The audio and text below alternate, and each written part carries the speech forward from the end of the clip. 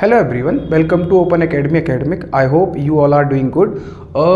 Friends, this question was asked by CBSE in 2024. अभी जो recently exam हुआ था मैथ्स का, उसमें CBSE ने डेफिनेट इंटीग्रल का एक क्वेश्चन पूछा था कि लिमिट जो है इसकी वो 0 to π/4 है और जो इंटीग्रल के लिए फंक्शन दिया है वो x dx upon 1 plus sine 2x plus cos 2x. ठीक है, आपने बिल्कुल अगर 12th अभी किया है तो ये आपने देखा होगा क्वेश्चन, इसको टैकल करने की कोशिश करी होगी आपने.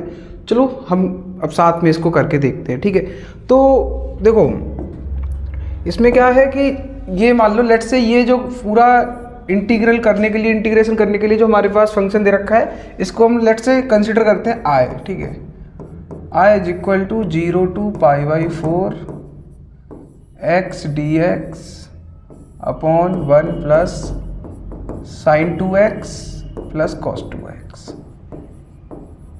ठीक है, अब हमें कुछ चीज़ें हैं जो ध्यान में रखनी पड़ेंगी. डेफिनेट इंटीग्रल का क्वेश्चन है तो आपने एक प्रॉपर्टी जरूर पढ़ी होगी डेफिनेट इंटीग्रल की, और वो सबसे ज़्यादा यूज की जाती है. ठीक है, एक प्रॉपर्टी है 0 to a fx अगर हो और dx, इसको आप क्या लिख सकते हो, limit 0 to a f a minus x dx.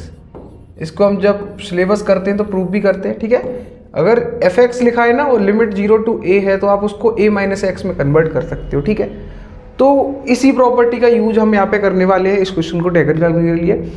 अगर इसको और इसको कंपेयर करें तो आप देख पा रहे हैं एफ एक्स की वैल्यू वो है जो इस पूरी ये फंक्शन दे रखा है पूरा, और ये जो 0 to a है मतलब a की वैल्यू π/4 है.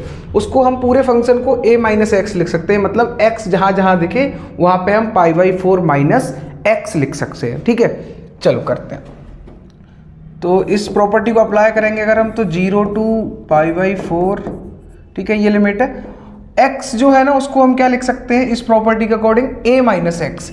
तो a की वैल्यू अपनी π/4 है इसमें, तो a माइनस एक्स करेंगे मतलब π/4 माइनस एक्स. तो π/4 माइनस एक्स, जहाँ जहाँ x दिखे वहाँ पे π/4 माइनस एक्स लिख देना है अपॉन 1 प्लस साइन. ठीक है, 2 इंटू एक्स की जगह लिखना है हमें π/4 minus x plus cos 2 into x की जगह में फिर लिखना है π/4 और माइनस एक्स. ठीक है, और इसको x के रेस्पेक्ट में इंटीग्रेट करना है इसलिए dx. तो i is equal to 0 to π/4, ये अपना बना π/4 माइनस एक्स और dx अपॉन नीचे क्या क्या बनेगा वो देखते हैं. 1 प्लस 2 का अंदर मल्टीप्लाई करेंगे तो 2π/4, तो मतलब 2 से 2 और 2 टाइम कैंसिल होगा 4, तो π/2 बचेगा यहाँ पे है ना. π/, मतलब ये साइन के अंदर जो एंगल बनेगा ना 2 का अंदर मल्टीप्लाई करना है बेसिकली, तो 2 2 जार 4, तो ये π/2 और 2 का जब x से करेंगे तो कितना हो जाएगा 2x, तो माइनस 2x. ऐसे ही जब हम इसको टैकल करेंगे तो 2 का अंदर मल्टीप्लाई करेंगे तो π/4 का π/2 हो जाएगा, 2 से कैंसिल हो गए कॉस π/2, यहाँ पे बचेगा माइनस 2x. ठीक है, ये अपना बचेगा फंक्शन यहाँ पे. अब हमें क्या करना है, इस फंक्शन को आगे देखो फर्दर सॉल्व करते हैं. तो i is equal to 0 to π/4. ठीक है, और ये π/4 माइनस एक्स और dx अपॉन 1 प्लस, हम सबको पता है कि ये π/2 का मतलब 90 डिग्री होता है, तो π/2 माइनस थीटा जो होता है साइन में 90 माइनस थीटा जो होता है वो कॉस थीटा के इक्वल होता है, ट्रिग्नोमेट्री में हम पढ़ते हैं. और सिमिलरली जो कॉस 90 माइनस थीटा होता है वो साइन थीटा के इक्वल होता है. ठीक है, अब थीटा कुछ भी हो सकता है, x 2x जो मर्जी आप लिख सकते हो. तो ये 90 माइनस थीटा ही तो है, तो साइन 90 माइनस थीटा क्या होता है कॉस थीटा. इसका मतलब ये क्या बन जाएगा cos 2x. ठीक है, ऐसे ही cos 90 माइनस थीटा क्या बनेगा साइन थीटा, और थीटा की जगह 2x लिखा हुआ है इसलिए साइन 2x. आप इस वाले को इक्वेशन 1 कर दीजिए और इसको आप लिख सकते हैं इक्वेशन 2. ठीक है, तो आप ध्यान रखना कि ये हमने लिखा. अच्छा, इसको थोड़ा और आगे सॉल्व कर सकते हैं हम.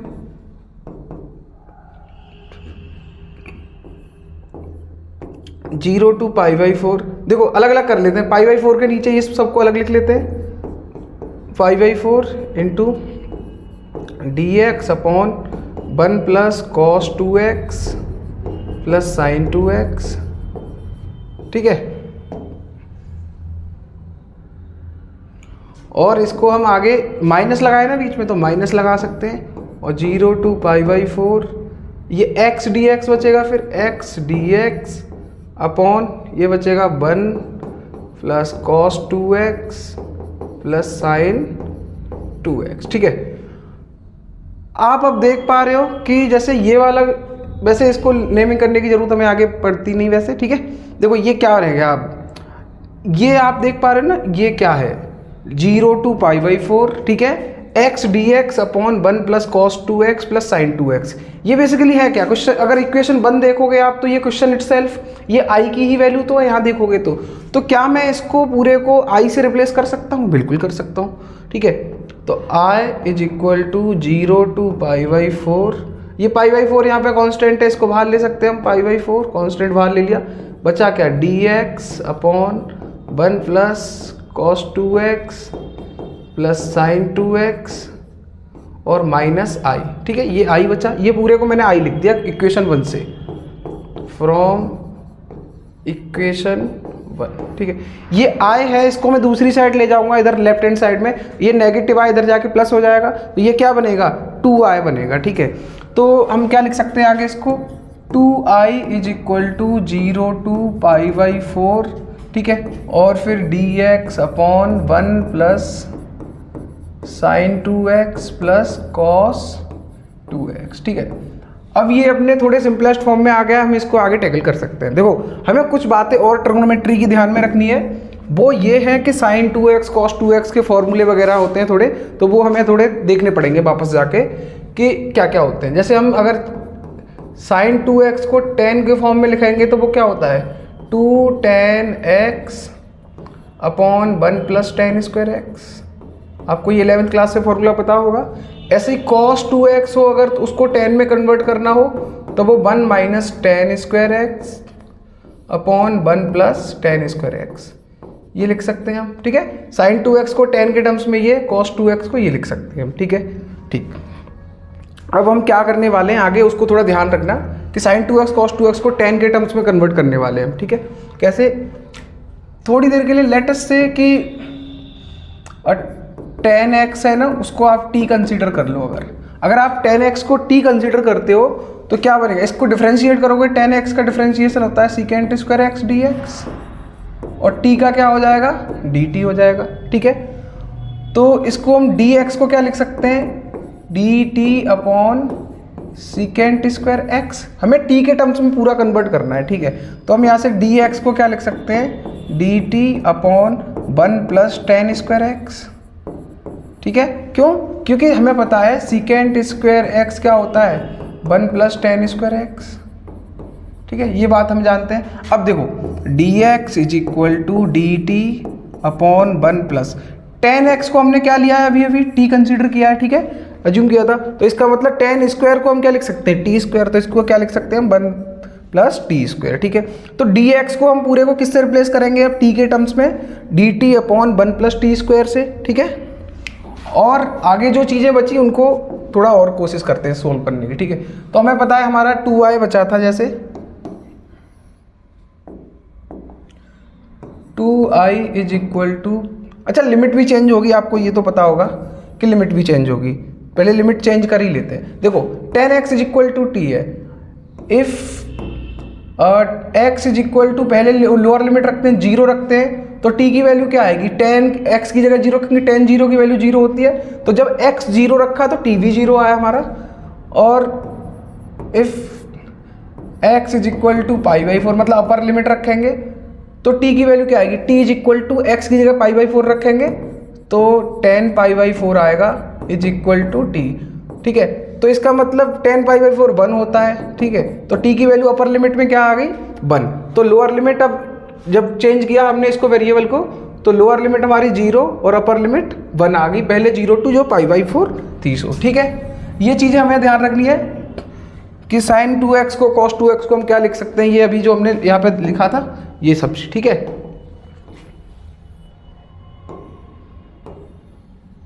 चलो आगे करते हैं इसको। तो हमें अब लोअर लिमिट और अपर लिमिट पता लगती, तो हम 2i is equal to 0 to π/4, मतलब उसी को फर्दर इसको थोड़ा आगे एक्सटेंड कर रहे हैं, सॉल्व करने की कोशिश कर रहे हैं। dx upon 1 plus sine 2x को मैं क्या लिख सकता हूँ tan के टर्म्स में, 2 tan x upon 1 plus tan square x, और फिर cos 2x को लिख सकता हूँ 1 minus tan square x upon 1 plus tan square x। ठीक है, ये हम लिख सकते हैं tan x और वो सॉरी साइन 2x और cos 2x को tan x के टर्म्स में। ठीक है, तो अब देखो हमने tan x को पूरा सेटल किया हुआ है पहले से, तो अब हम यहाँ पे इजीली रिप्लेस कर सकते हैं। तो ये हो जाएगा 2i is equal to 0 to 1। 1 कहाँ से आ गया भाई, देखो π/4 जहाँ पर लिमिट थी ना, वहाँ पे t की वैल्यू 1 आई, अब t के टर्म्स में लिख रहे हैं हम, और 0 पे 0 आई थी, तो 0 to 1 लिमिट हो गई। dx को हम क्या लिखने वाले थे, dt upon 1 plus T square, तो ये dx को हम लिखने वाले हैं dt upon 1 plus T square. ठीक है, अपॉन 1 प्लस 2 tan x, तो 2 इंटू tan x को हम t लिख सकते हैं वहाँ से, तो ये 2t upon 1 plus tan square x मतलब 1 प्लस टी स्क्वायर। ऐसे ही इसको लिखेंगे 1 minus T square upon 1 plus T square. tan x जहाँ पे वहाँ पे हमने टी स्क्वायर लिख दिया tan स्क्वायर x की जगह पे। ठीक है, तो हमने इसको इजीली रिप्लेस कर लिया है, अब t के टर्म्स में पूरा कन्वर्ट कर दिया है। ठीक है, अब हम क्या कर सकते हैं, 2i is equal to 0 to 1, अब इसको सॉल्व कर लो, बस सिंप्लीफाई कर लो, dt upon 1 plus T square. ठीक है, अपॉन ये 1 प्लस टी स्क्वायर पूरे में एलसीएम हो जाएगा, तो 1 प्लस टी स्क्वायर एलसीएम हो गया हमारा। इसका मतलब इस 1 प्लस टी स्क्वायर का इससे मल्टीप्लाई होगा, फ्रैक्शन सॉल्व करेंगे तो 1 प्लस टी स्क्वायर, यदि ये 2t, और यहाँ पे क्या बचा 1 माइनस टी स्क्वायर, तो plus 1 minus T square, T square से टी स्क्वायर कैंसिल हो गया, तो अब क्या बचा 2i is equal to 0 to 1। देखो ये दोनों कैंसिल हो जाएंगे, 1 plus T square 1 plus T square, तो केवल क्या बचा dt अपॉन ये बचा 1 प्लस 1 2 और 2t, मतलब 2 प्लस 2t, केवल बचा dt अपॉन 2 प्लस 2t और लिमिट 0 to 1। ठीक है, अब इसको आगे सॉल्व कर लेते हैं हम, तो 2i is equal to 0 to 1 और dt अपॉन 2 प्लस 2t बचा था, उसमें से 2 कॉमन ले सकते हैं हम, 2 कॉमन लेंगे तो क्या बचेगा, यहाँ पे t प्लस 1 बचेगा। ठीक है, 2t प्लस 2 में से 2 कॉमन ले लिया हमने, इसको आगे रख लो, 2i is equal to 0 to 1। ठीक है,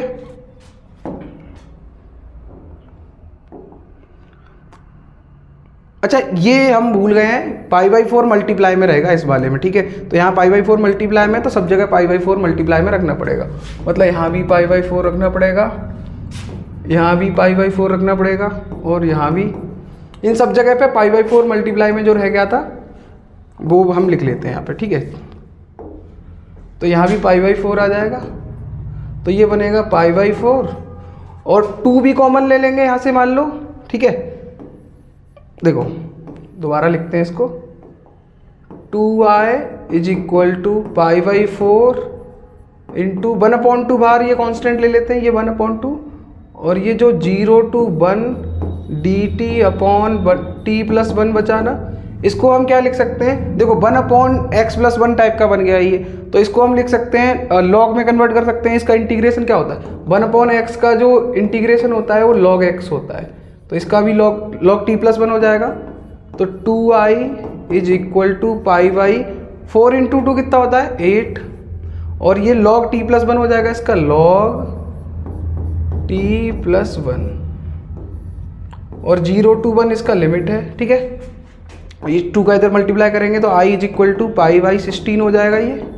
ठीक है, 2 इंटू 8 करेंगे, और log पहले अपर लिमिट रखेंगे यहाँ पे, तो ये हो जाएगा 1 रखेंगे यहाँ पे, तो 1 प्लस 1 2 log 2 माइनस log, अब लोअर लिमिट रखेंगे तो 0 प्लस 1 तो 1 होता है।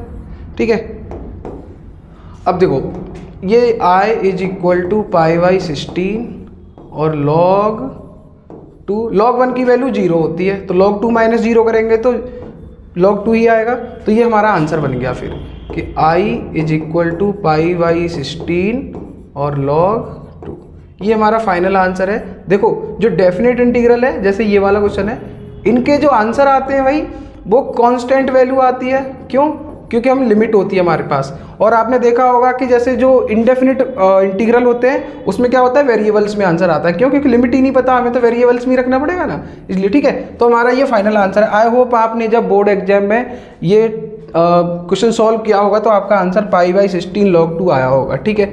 तो आगे भी मैं आपके लिए ऐसे ही इंटरेस्टिंग वीडियोज़ लाता रहूँगा। Thank you so much for watching the video.